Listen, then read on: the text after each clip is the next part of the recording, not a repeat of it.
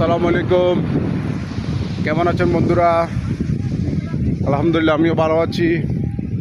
এখন আছি সাবরাং টেকনাফ সমুদ্র সৈকতের। দেখেন কত সুন্দর দৃশ্য, আল্লাহ পাকের সৃষ্টি কত সুন্দর। পৃথিবীর দর্শনীয় স্থানের ভিতরে একটা স্থান টেকনাফ সাবরাং। দেখুন বন্ধুরা, যে আমি একেবারে সমুদ্রের পাশে আছি, কীভাবে ঢেউ খেলতেছে পানি।